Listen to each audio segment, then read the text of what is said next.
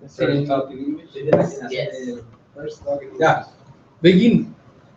Every question, ready in English? Everybody. If you can, or if you want, maybe if your question is a little bit difficult, you can ask it in Spanish, and I will try to answer in English.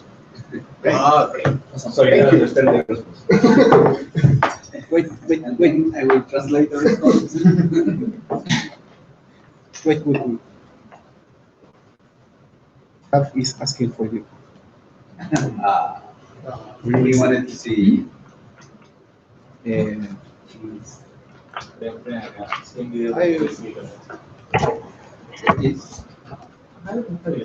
¿Alguien se puede meter al link que envié por Telegram? No estamos. Acá ya no aparece como el video.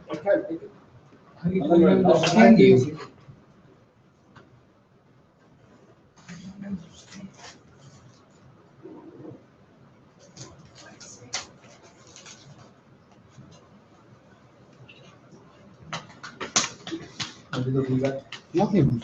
It's Skype, but no picture. Extraño gato.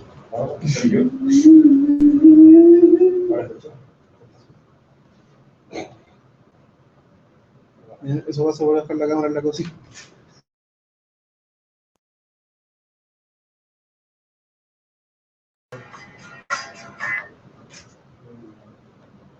Inside, cámara oscura. I see it, Yo creo que se va a ver.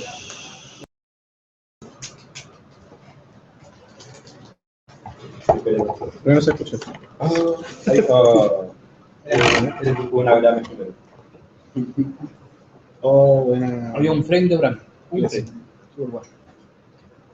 Ya, está transmitiendo un vivo. Yo creo que estamos conversando. Ya se escucha. Right. Okay. Attention, please. Well, for those who do not know me, I'm Felipe. Start with the first talk, and hopefully not the last, in English. Please tell me if I'm talking too fast, so I can pronounce it a little better. And so, my talk is about productivity methods, or also called organization techniques. There are a lot of ways in that you can organize your work in order to boost your productivity. The idea is that these methods let you focus on the best tasks for do it first. Well, and there are a lot of other arguments or reasons to do some tasks first and other later. Okay, so obviously the motivation is time.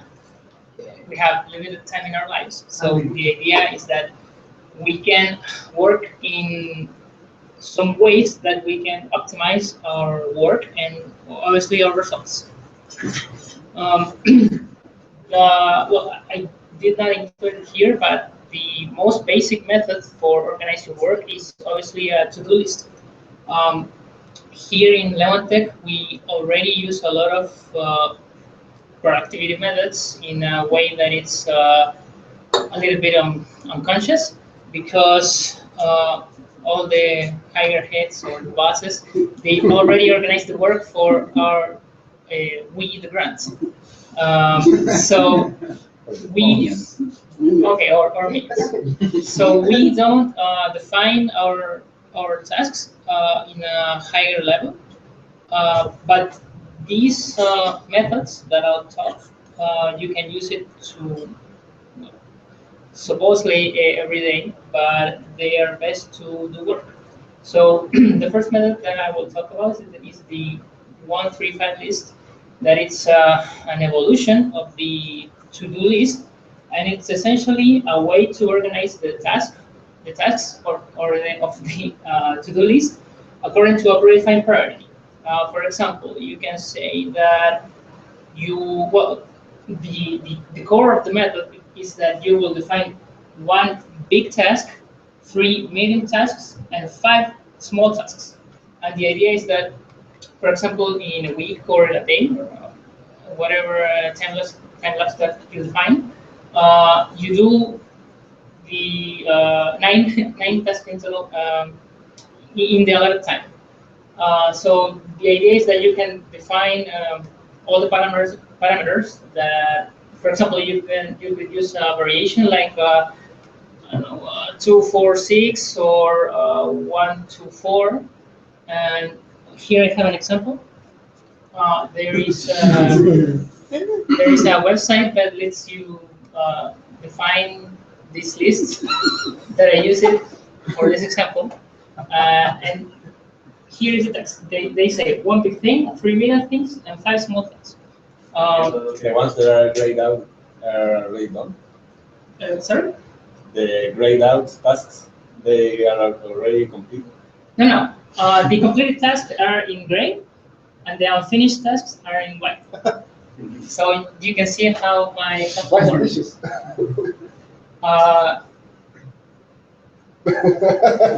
So well, and the like the slide before said, it's very flexible because you can define the big or main thing based on what you want.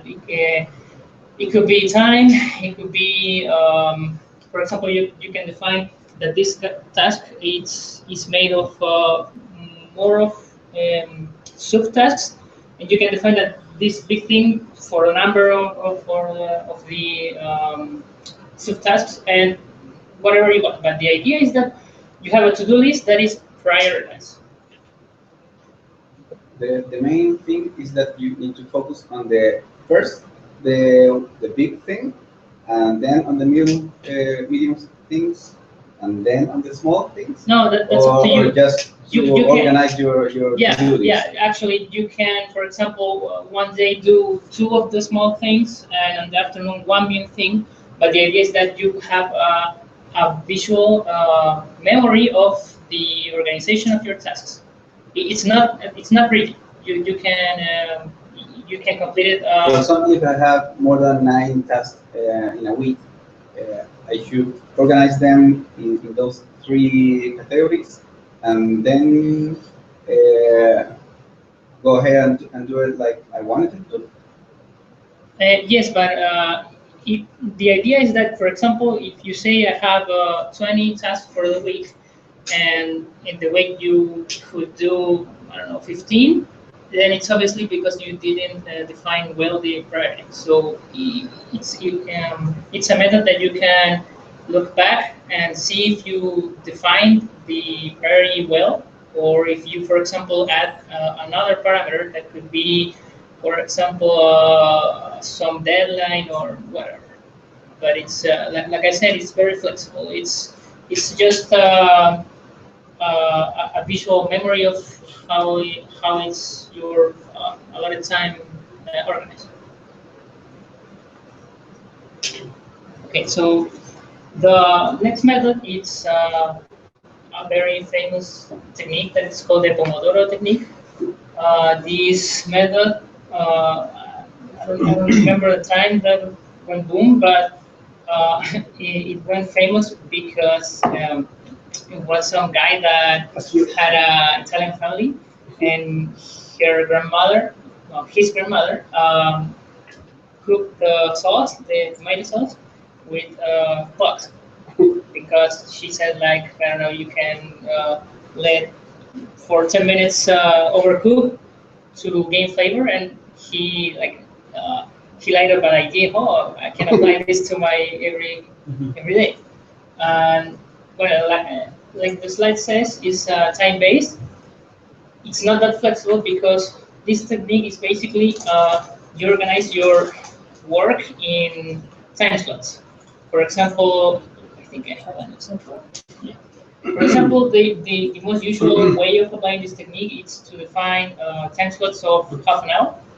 And the idea is that in that half an hour, you work for 25 minutes and you rest for 5 minutes. The idea is that in the work slot... Minutes. Huh? Minutes. Did I say something else? And Hours. hours? No, minutes. It's a question. That represents minutes or hours? Oh, sorry. 5 minutes. No, it's an hour. Ah, So this is an hour. this is half 5 an hour. hours. 5 hours to work. No, no. Sorry. Okay, I understand now. So Work. no, this Gas is, approved. no, this is all an hour, and this is half an hour. Ah. So this is a 25-minute work slot. The idea is that in the work slot, you work at full capacity. Um, the creator of the method, they say that you have to, for example, unplug the internet if you can, or log out of all the social networks. And the idea is that you work full, Turn off the lab. yeah, and shut up all the other members, or throw a wormhole and work from another universe where you are alone.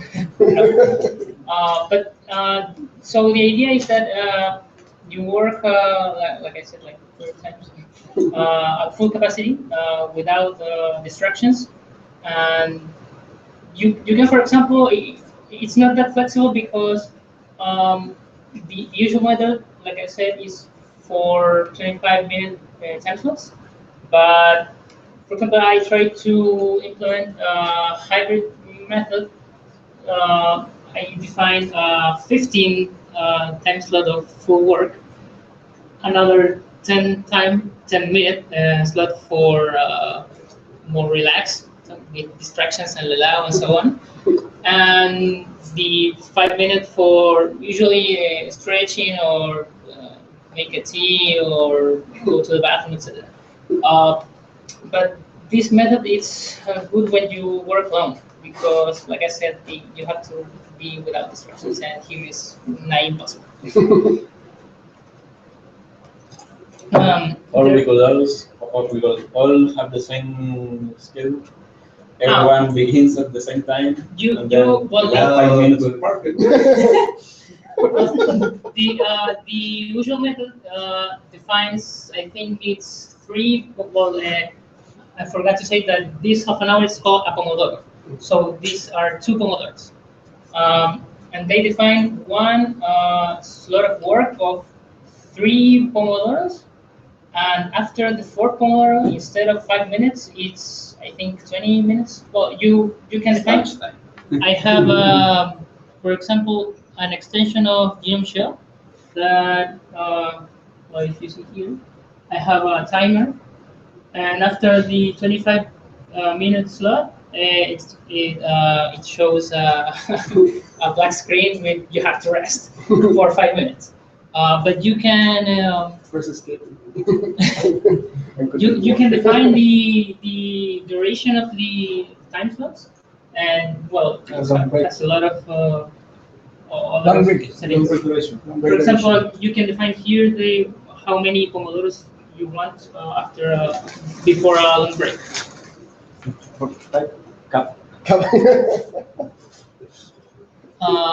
Well, I try to implement these methods, but it didn't work so well, mainly because of we don't have a distraction-free environment, but also because the nature of our work is very. Sometimes you work at full capacity, for example, when you code something, but sometimes you have to research or go into meetings. So I think it doesn't apply very well to our work, but it can be used to remember that you have to take some breaks, walk a little bit or stretch, and that is very good because it's very easy to sit all day, and that is very bad for your health. Okay, so the other method that I talk about here, it's called getting things done, and it's a very extensive method. I will talk only a little.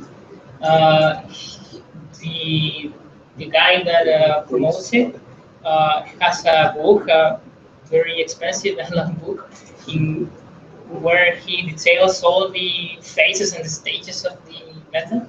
But it's basically I think I have a diagram here. Basically, you define some 5 processes in which you define your tasks. For example, you in the first stage you collect all the things you have to do, define the tasks at a higher level, and after you process them, you convert to small tasks or well something else. I don't know. Then you organize them, then you plan, and then you do. And the idea is this method is already what we use here.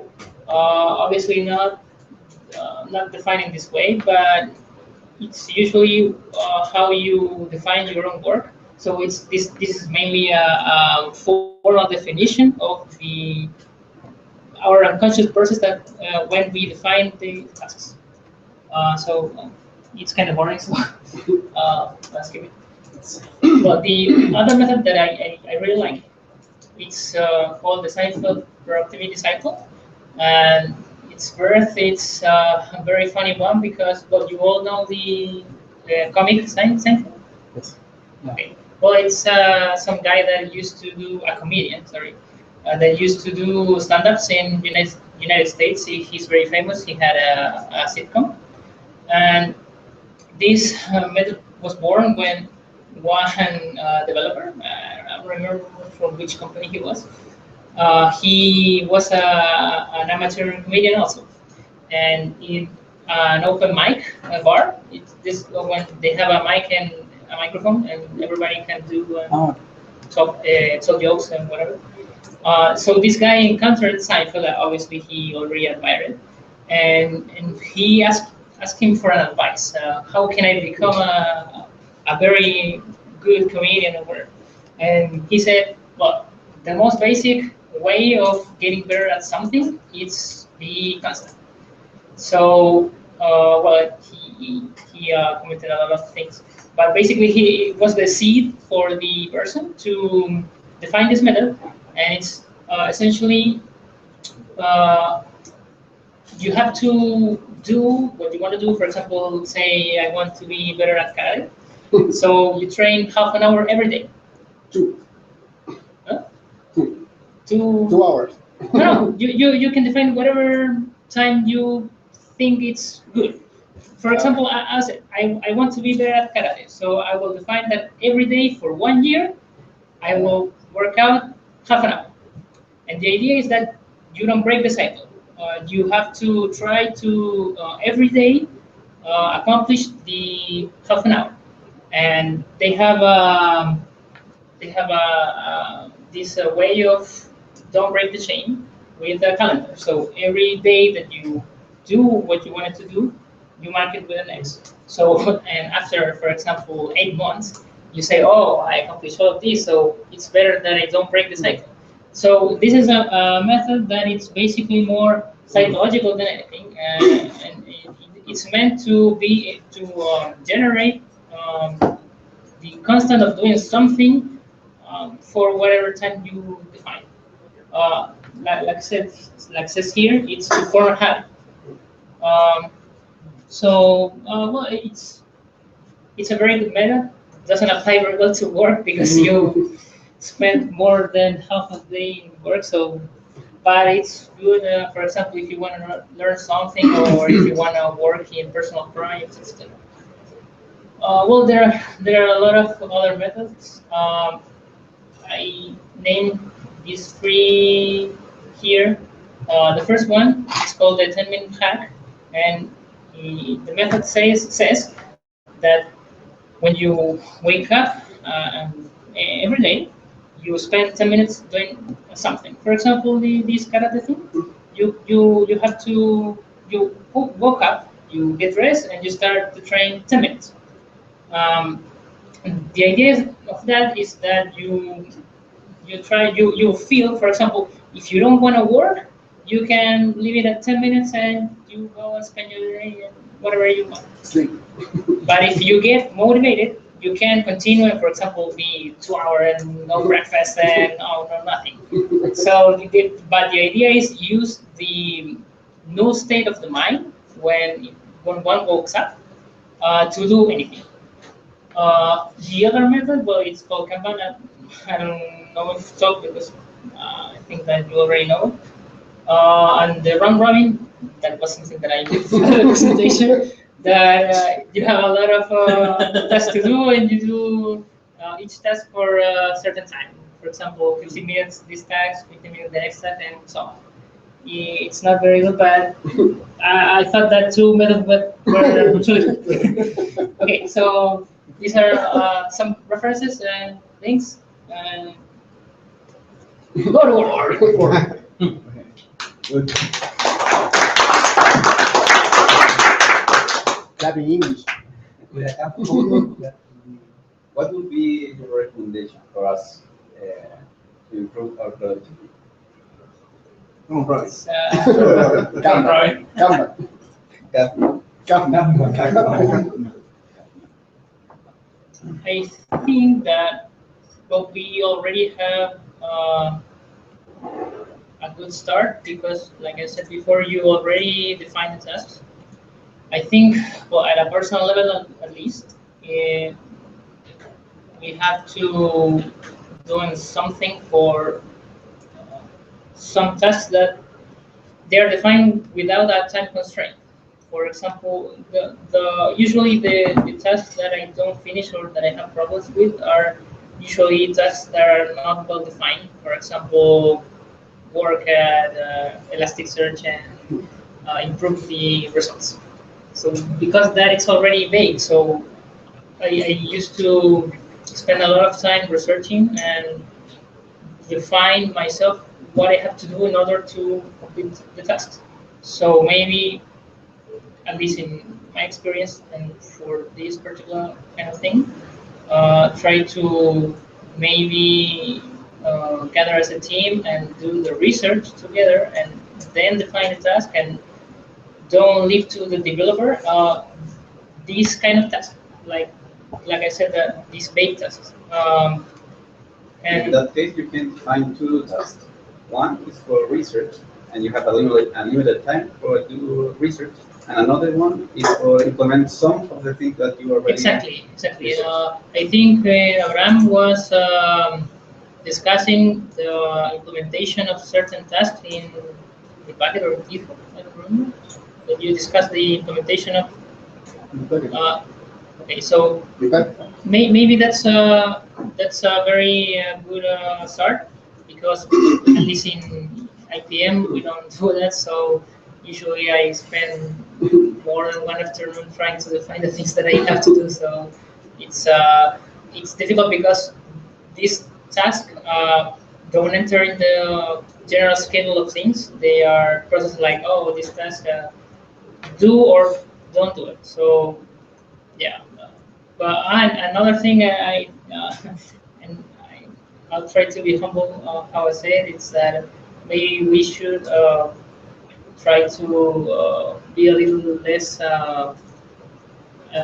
noisy, and maybe lower the bullying. Well, at least for me, it's kind of distracting, but I know it's my problem, but maybe we can try to be a little more serious. But in general, I think we are in a good start.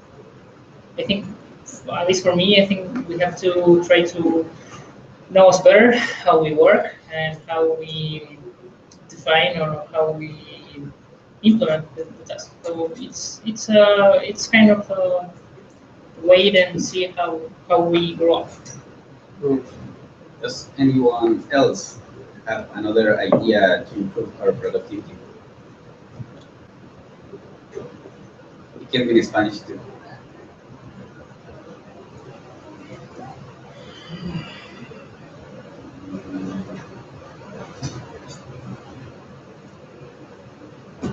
I know for the technique, but it's not possible here. No, it's not suitable for maybe a team place. If we have, But for example, what about headphones? Doesn't that cover the distraction-free environment? at least for me, not because essentially Slack and sometimes the noise Louder. it's louder, Louder than you. and I don't have headphones with noise reduction or whatever. That sounds good. Can be. Maybe.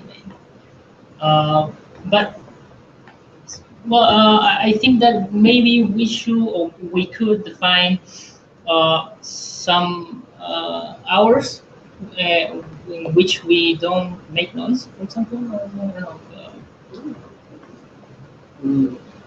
General Pomodoro Lelao. Hey, synchronize our Something Our- like that. Our periods. auto Pomodoro for the lab. Yeah. With Pomodoro in the morning and in the free some hours in the day. Yeah, in the morning we are not going to we have our mind more clear than in the afternoon. The other thing is in the I volume don't and noise. that that's applied to all. But Some of us, yeah, we work better in the afternoon. Pomodoro doesn't work if you work in a team.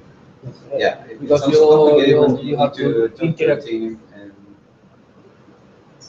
I work better in night because I don't know, the sinus, concentration is better. in the night. I also The best hour for developer. nobody here or early morning. Early morning. I can't complain with total freedom. Or the the house, screen, or the house. Who when I want I try take to it. clean 12 years Remotely I work. can't even improve any better. Remote. Remote. Bueno, es un buen punto, porque aprovechando que allá aprovechando que nosotros habíamos Who's the guy? Who's the guy? Chile, go home. Yes, we should stop it. You should. Yeah, we Sí, doesn't claro. we doesn't need you guys.